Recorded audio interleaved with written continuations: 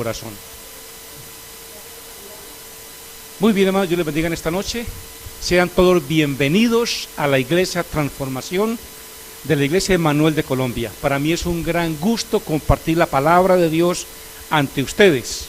El mensaje de la palabra, lo más sagrado del universo, ¿no? La palabra de Dios. Jesús dijo que cielo y tierra pasará, pero su palabra no pasará. Gloria a Dios por eso. Hoy quiero compartir la palabra titulada Preguntas del mundo a la iglesia. El mundo le hace preguntas a los cristianos, a la iglesia, y tiene mucho que ver con nosotros. Así que le pido que por favor abra su Biblia, la palabra de Dios, en Jonás capítulo 1, versículo 1 al 17. El libro del profeta Jonás, capítulo 1, del versículo 1 al 17, en el nombre del Señor Jesucristo. Libro del profeta Jonás, capítulo 1, versículo 1 al 17. Lo leo en la versión Reina Valera, 1960. Capítulo 1. Ahí está. Esta es la Reina Valera, 1602. Es muy similar, muy parecida a esta, no hay problema. Y dice así la palabra de Dios. Lo leo en el nombre del Señor Jesucristo. Vino palabra de Jehová a Jonás, hijo de Amitai, diciendo: levántate y ve a Nínive, aquella gran ciudad, y pregona contra ella, porque ha subido su maldad delante de mí. Hermana, si quiere puede leer al frente, ahí, más fácil, ¿cierto? Y Jonás se levantó para huir de la presencia de Jehová a Tarsis, y descendió a Jope, y halló una nave que partía para Tarsis, y pagando su pasaje, entró en ella para irse con ellos a Tarsis, lejos de la presencia de Jehová. Mas, dice, pero Jehová hizo levantar un gran viento en el mar, y hubo en el mar una tempestad tan grande que se pensó que se partiría la nave. Y los marineros tuvieron miedo, y cada uno clamaba a su Dios, y echaron al mar los enseres que había en la nave para descargarla de ellos. Pero Jonás había bajado al interior de la nave y se había echado a dormir. Y el patrón de la nave se le acercó y le dijo: ¿qué tienes, dormilón? Levántate y clama a tu Dios. Quizá Él tendrá compasión de nosotros y no pereceremos. Y dijeron cada uno a su compañero: vení y echemos suertes para que sepamos por causa de quién nos ha venido este mal. Y echaron suertes, y la suerte cayó sobre Jonás. Entonces le dijeron ellos: decláranos ahora por qué nos ha venido este mal. ¿Qué oficio tienes y de dónde vienes? ¿Cuál es tu tierra y de qué pueblo eres? Y él le respondió: soy hebreo y temo a Jehová, Dios de los cielos, que hizo el mar y la tierra. Y aquellos hombres temieron sobremanera y le dijeron: ¿por qué has hecho esto? Porque ellos sabían que huía de la presencia de Jehová, pues él se lo había declarado.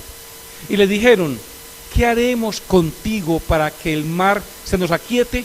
Porque el mar se iba embraveciendo más y más. Él le respondió: tomadme y echadme al mar, y el mar se os aquietará, porque yo sé que por mi causa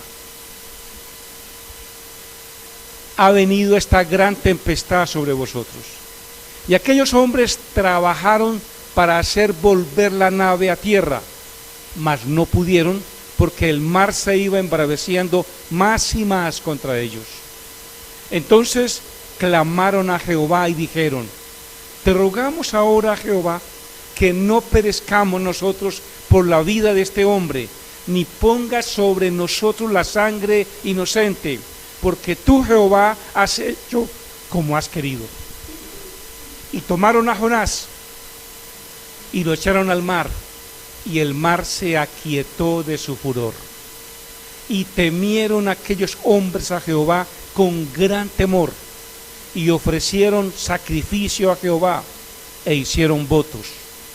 Pero Jehová tenía preparado un gran pez que tragase a Jonás, y estuvo Jonás en el vientre del pez 3 días y 3 noches. Padre, que la palabra que voy a compartir bendiga a la iglesia. Bendice a cada hermano, cada hermana que está hoy aquí presente y que está conectado en este momento. Que esta palabra, Señor, siga obrando con poder y que tú contestes cada petición a través de la palabra. Bendice, Padre amado, la iglesia Emanuel Transformación, al pastor Alexander, su esposa Claudia, su niño Santiago, la iglesia, mi hermano, mi hermana. Bendice, Padre, con tu presencia, en el nombre de Jesús. Padre, y gracias por permitirme compartir tu palabra, en el nombre de Jesús. Amén. Le pido a Dios que esta palabra conteste sus inquietudes. Yo sé que todos tenemos preguntas, inquietudes, y que la palabra tiene respuestas, que a través del mensaje usted pueda recibir de Dios una respuesta a su pregunta, una respuesta a un porqué de su vida. Jonás es un profeta muy conocido. Aún los inconversos saben quién es Jonás. De uno dicen, Jonás, claro, el que se lo tragó la ballena. Así, o sea, hay como esa relación, ¿no? Pero pocos saben las preguntas que los marineros le hicieron a Jonás. Y son preguntas relevantes para nuestra vida. Porque en la tipología bíblica, Jonás representa la iglesia. El mar representa el mundo. Los marineros a la gente del mundo. Es bueno que usted conozca esto, hermano. Jonás fue un profeta que vivió en el año 780 antes de Cristo. Dios le dio a él una misión, le encomendó una tarea, que fuera a Nínive. Nínive queda al oriente de Israel. Está Israel y pasa el desierto inmenso y llega hasta, allá queda, hoy en día es Irak e Irán, todo ese sector. Allá nace el río Éufrates, actualmente está ahí el río Éufrates.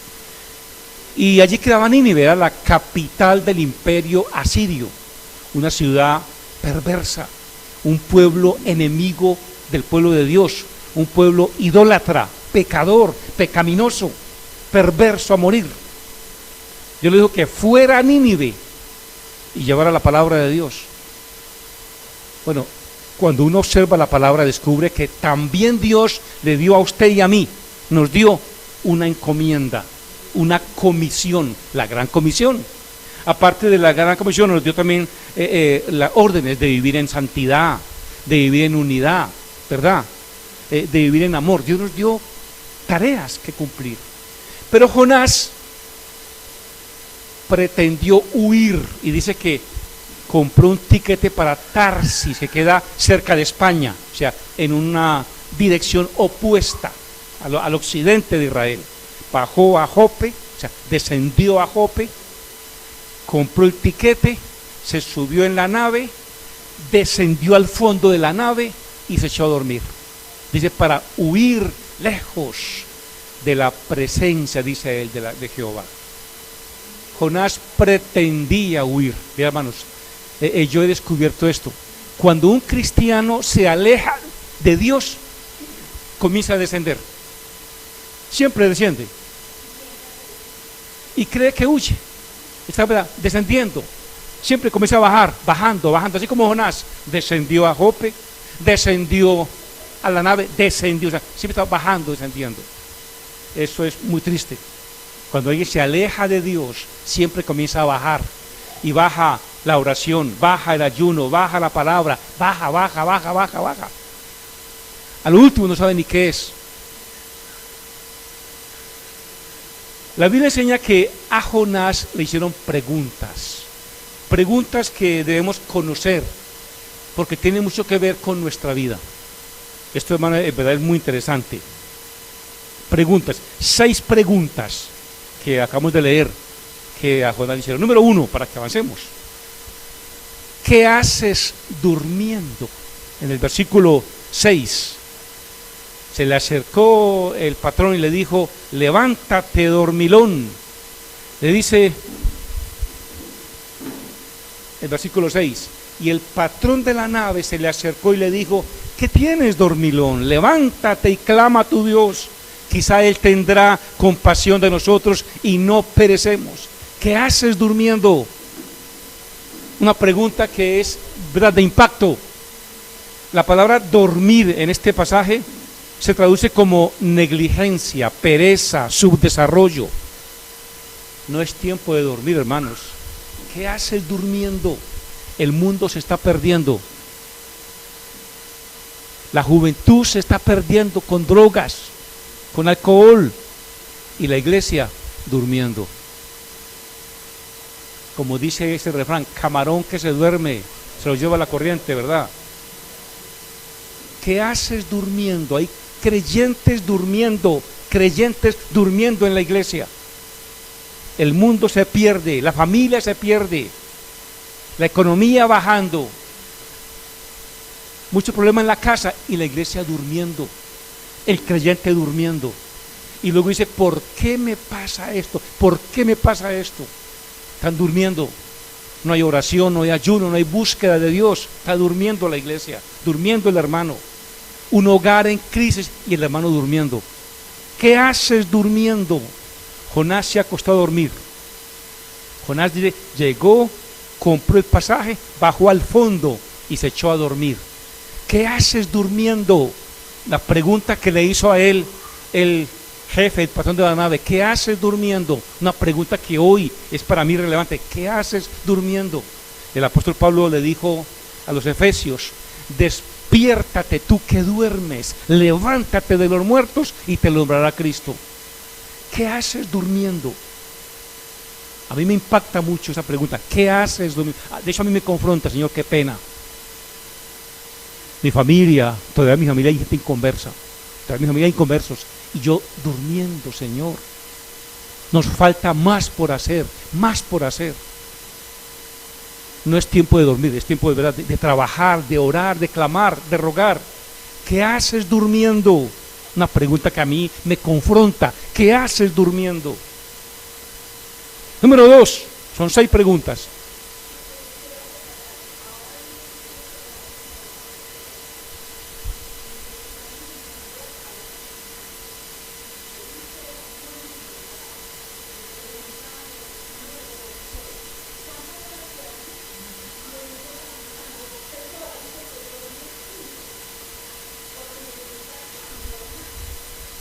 Tremendo, ¿no?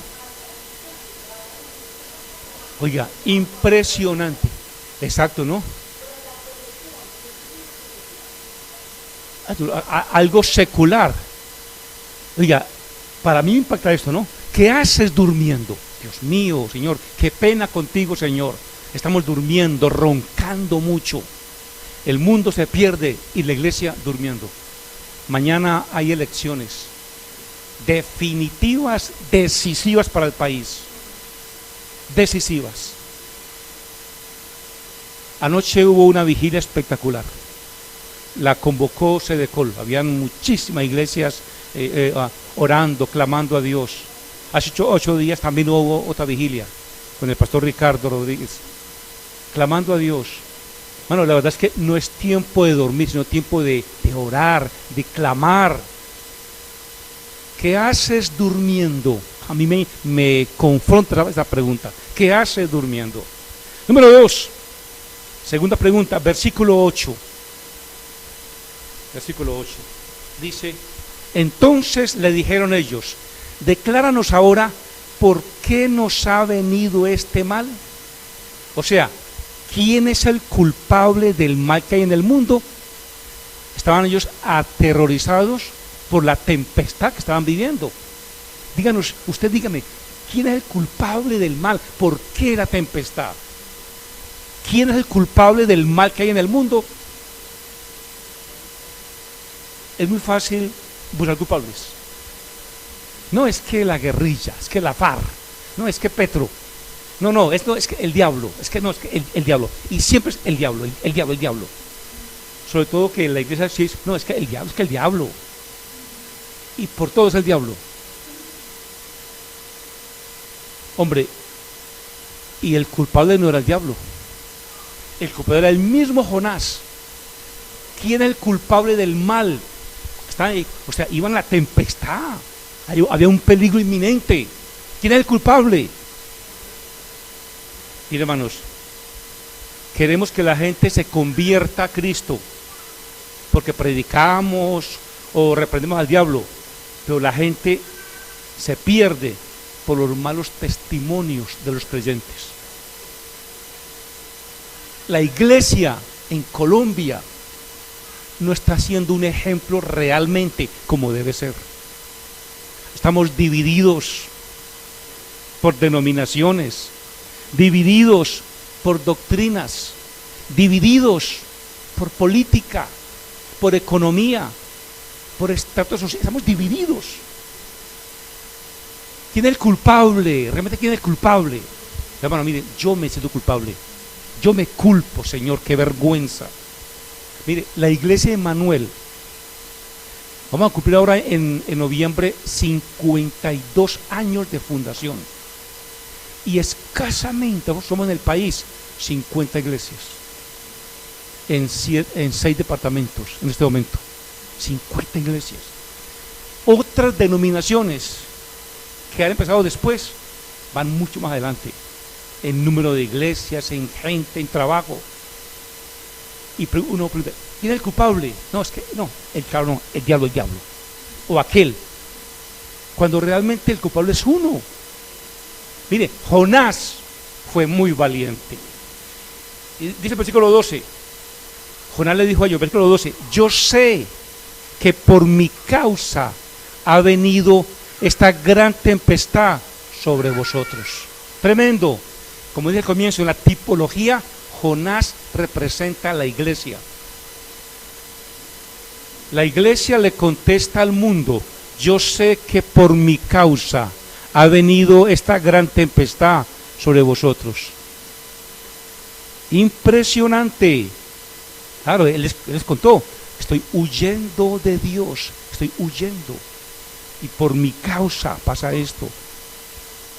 La verdad es que somos responsables de muchas cosas, a nivel de familia, a nivel de hogar. Mire, si somos la luz del mundo, la sal de la tierra, ¿qué luz estamos dando? ¿Qué sal estamos dando? No hay sabor, ¿verdad? No hay sabor. El mundo se pierde porque la iglesia no hace lo que debe hacer. Eso es verdad. Y en cosas tan pequeñas, en un buen testimonio, ¿verdad? Con un buen ejemplo, con ejemplo de oración, con ejemplo de fidelidad, de responsabilidad, ¿cierto? Tan simple, ¿no? Hay empresarios que han dicho, no contrato evangélicos, porque son irresponsables. Otro, no le fío a un evangélico porque no pagan, malas pagas. Bueno, qué vergüenza, ¿no?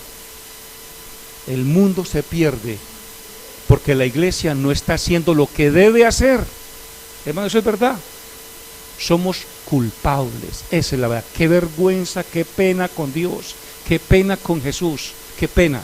Yo vivo en el centro de Medellín, en un 5º piso, al frente en Carabobo con Perú. Venta de droga, es una plaza de droga impresionante, prostitución, violencia. Yo siento una vergüenza, Señor, ¿y esta gente qué? ¿Y yo qué, Señor? Qué pena. La iglesia tiene un programa de el pan de la misericordia. Van, hacen chocolate y reparten 300 refrigerios. ¿Qué es eso? ¿Qué tanto es eso? Señor, qué pena. Cada que salimos ahí alrededor, escasamente 2 o 3 van a una finca para su restauración, rehabilitación. Dios, ¿qué tanto es esto, Dios mío, Señor? Qué pena. La pregunta es, ¿quién es el culpable del mal que hay en el mundo? Jonás les dijo, yo sé que por mi causa ha venido esta gran tempestad sobre vosotros.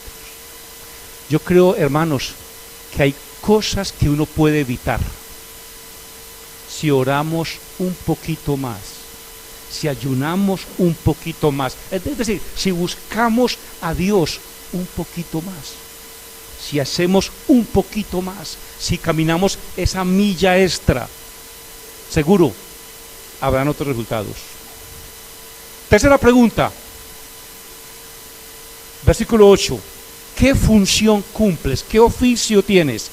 Dice así el texto, literalmente. Versículo 8. Entonces le dijeron ellos, decláranos ahora por qué nos ha venido este mal, qué oficio tienes y de dónde vienes, qué función cumples, qué oficio tienes. O sea, ¿usted qué hace? ¿Usted qué hace? ¿A qué fue llamado usted, hermano? Mire, nuestro oficio en la tierra era de ser luz y sal del mundo.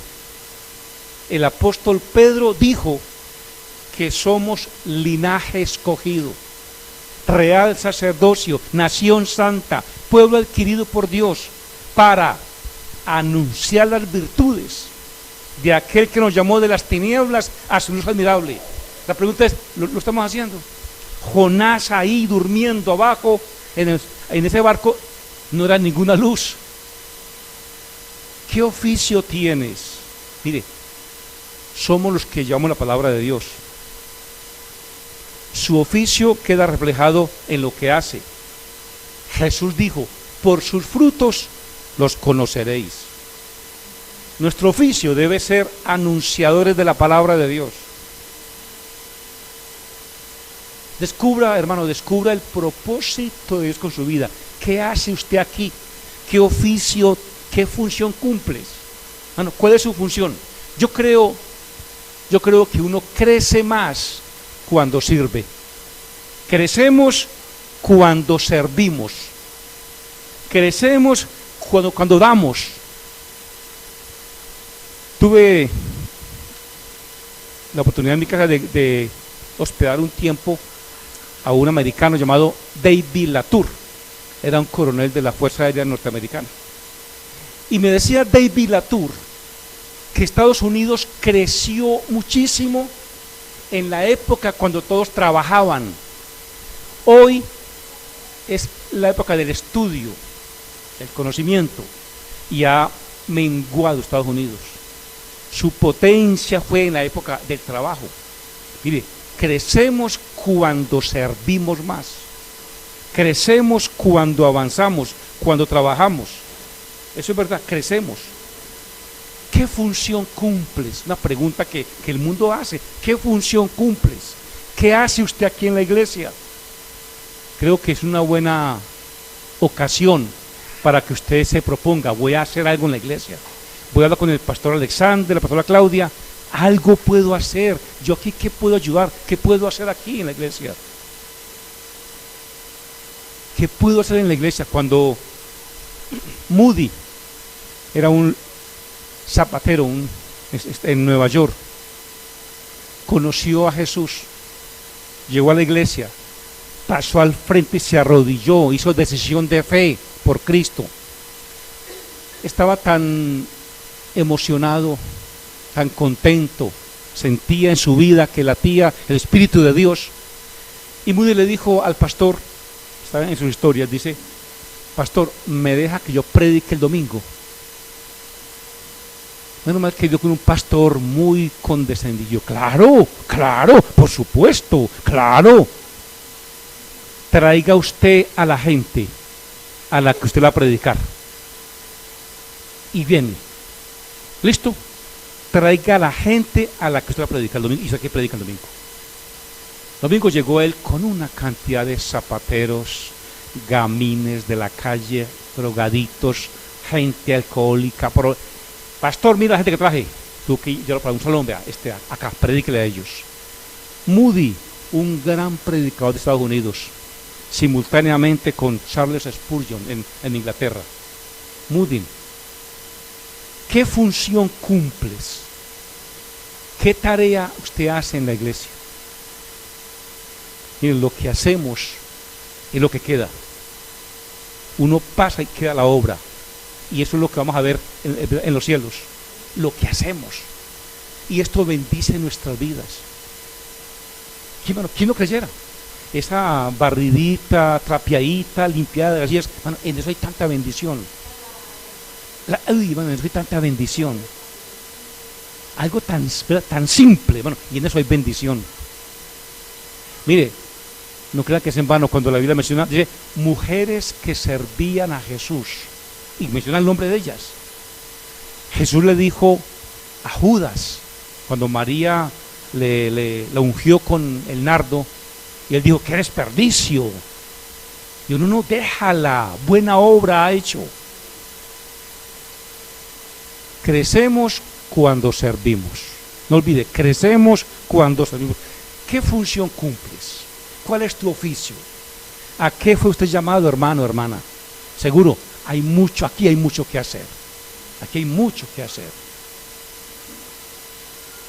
Y Dios bendice cuando uno lo hace. Dios ayuda cuando uno lo hace. Eso es verdad. Dios busca hombres y mujeres dispuestos a hacer su voluntad. Cuarta pregunta. ¿De dónde vienes? Dice el versículo siguiente.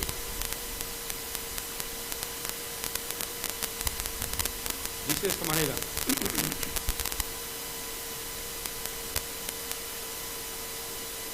¿De dónde vienes? ¿Cuál es tu tierra? ¿Y de qué pueblo eres? ¿De dónde vienes? Una pregunta que no hace. ¿Usted de dónde es? ¿Usted de dónde vino? ¿Usted quién es? ¿Y usted quién es? ¿Usted de dónde es? ¿Usted por qué habla así? ¿Usted quién es?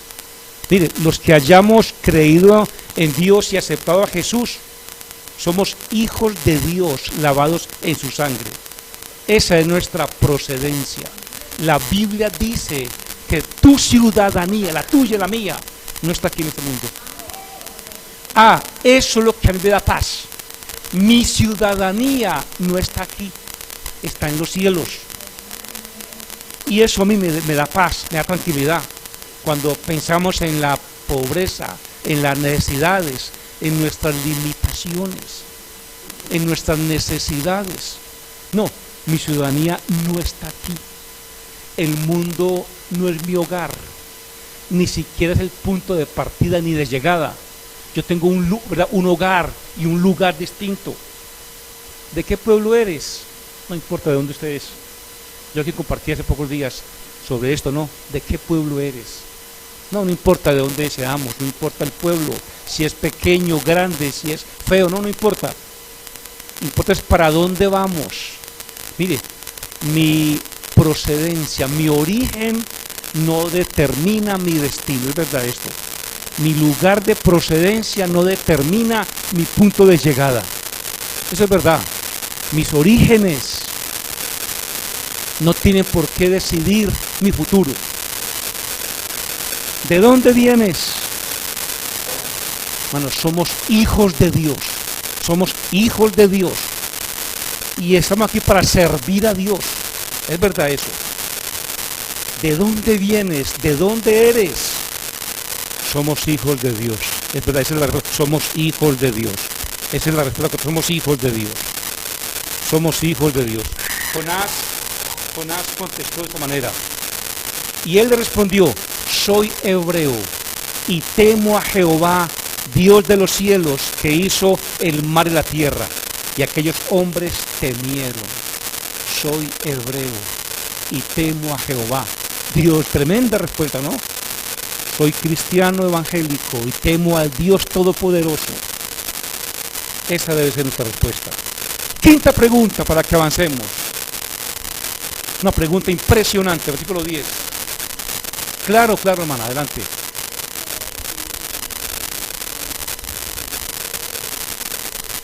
Así es.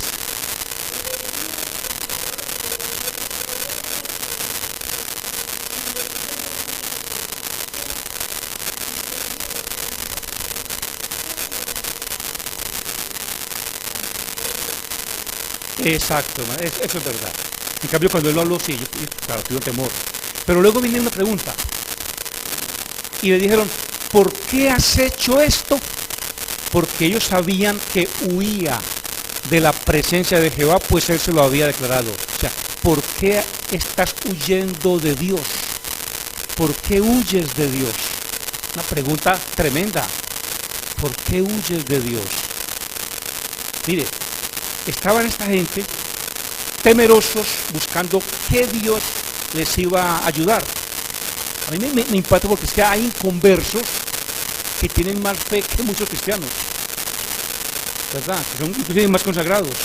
Muchos creyentes pretenden huir de Dios.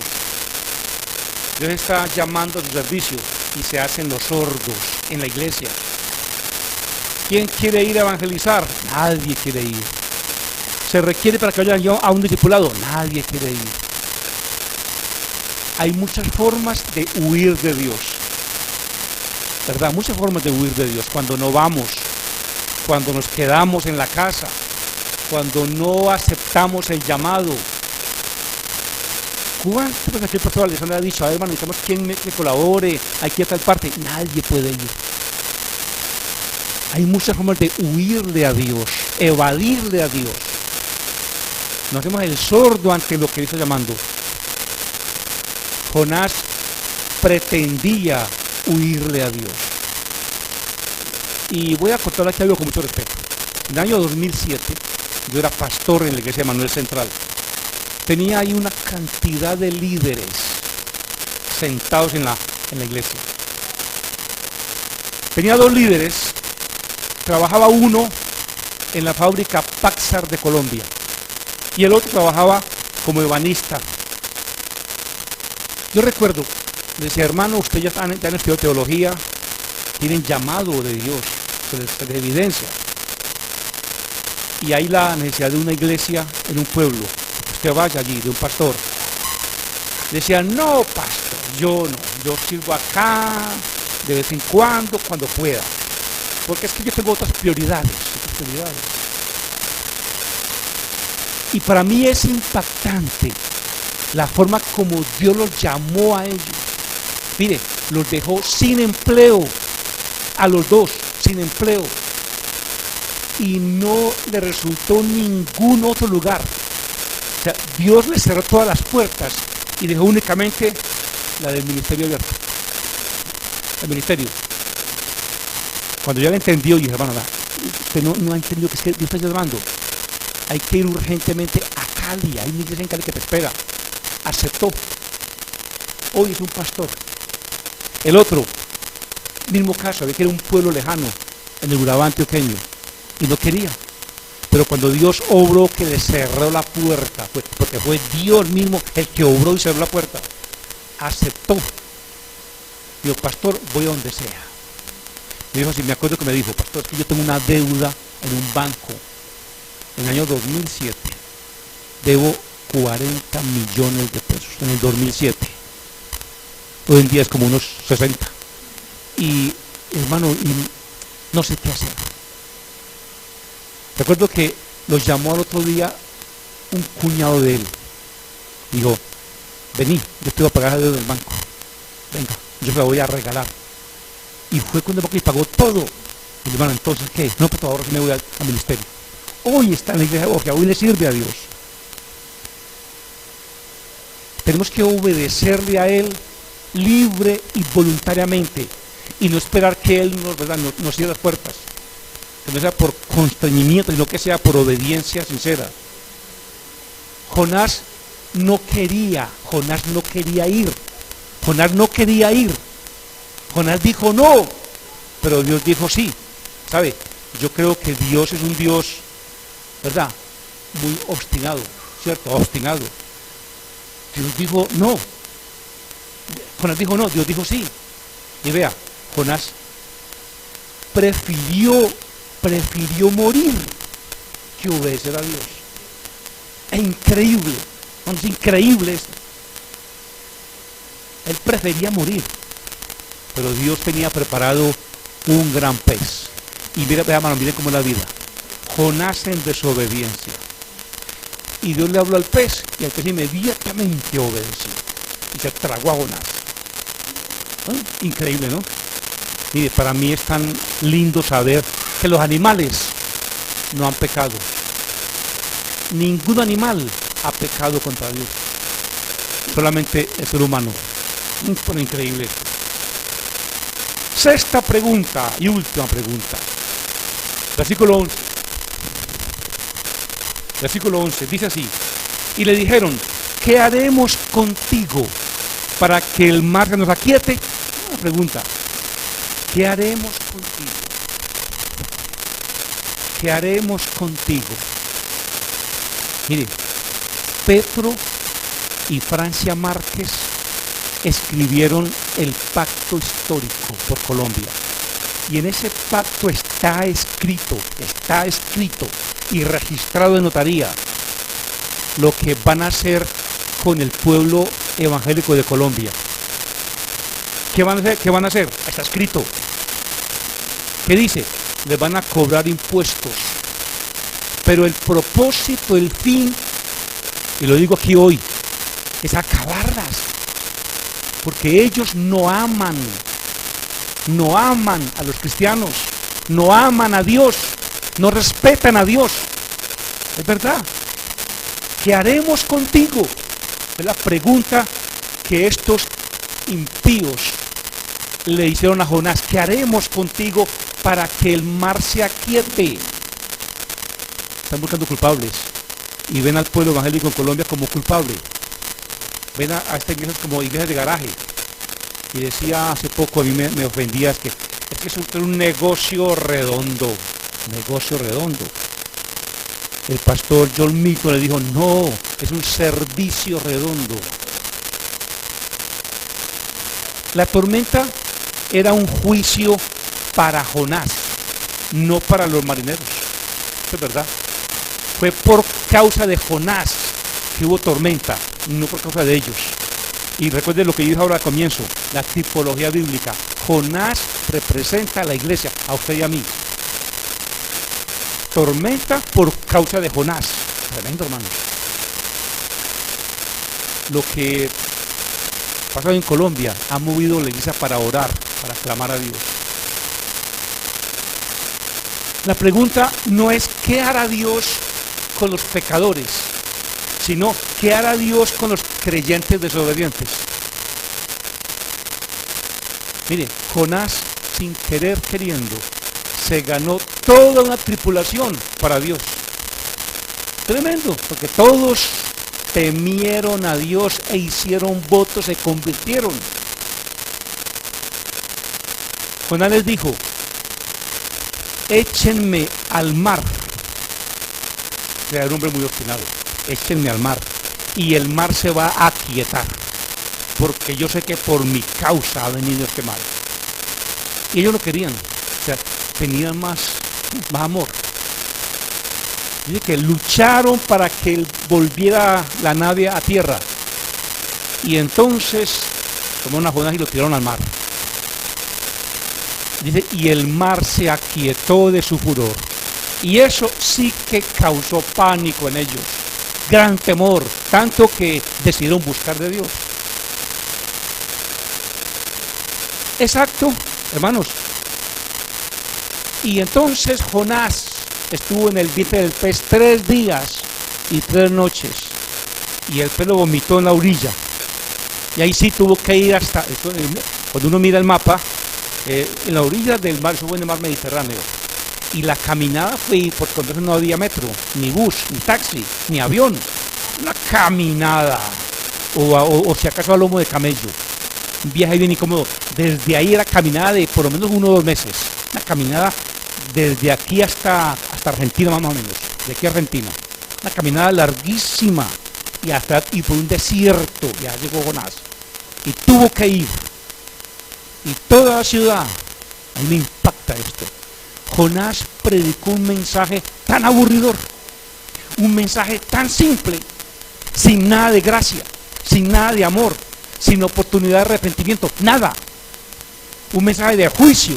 Jonás predicó así: dentro de 40 días Nínive será destruida. Y él quería que eso pasara. Dentro de 40 días, Nínive será destruida. Pero la Biblia dice que todo el mundo, desde el rey hasta el último, se arrepintieron, creyeron ese mensaje sin gracia, sin arrepentimiento, sin amor, sin perdón. Un mensaje de puro juicio. Y todos creyeron y se arrepintieron. Esto fue tan cierto que Jesús mismo dijo: la generación de Nínive creyó al mensaje de Jonás y se salvaron, y se van a levantar y a ustedes lo van a acusar, porque ellos tienen un mensaje sin gracia, sin amor, sin perdón, sin posibilidad alguna. Creyeron, y en cambio Jesús estaba aquí con ellos, predicaba amor, y no creyeron. A mí me impacta esto, porque aquí hoy en día usted y yo, uno le ruega a la gente, le predica con amor, vea, Dios te ama, Jesús te ama, venga a la iglesia, yo le doy un tintico, venga, yo le regalo esto. Y ni así la gente cree. Impresionante lo que pasó cuando Dios se enamora de una persona. Es que claro, Dios quería, tenía que ser Jonás.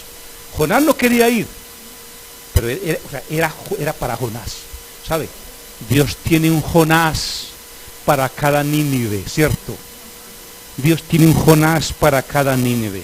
La Biblia dice que Dios nos ama, y yo lo creo, y nos ama entrañablemente, y nos permite oír su palabra continuamente.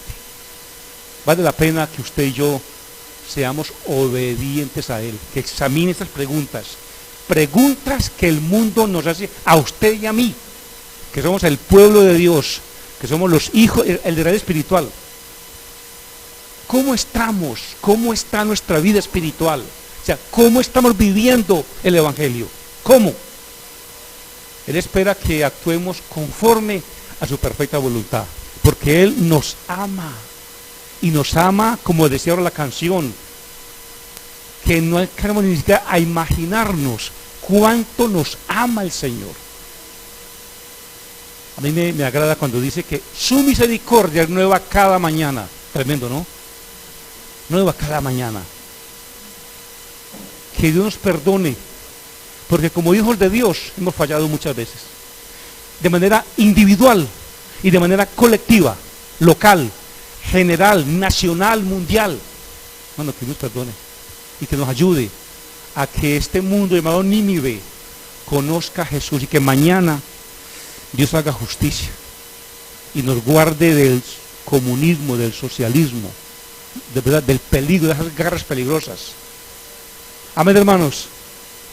Padre, gracias por la palabra, por tu amor y tu misericordia. Te ruego, Padre Santo, que esta palabra siga ministrando, siga obrando en nuestras vidas, que esta palabra nos siga preocupando, nos siga inquietando.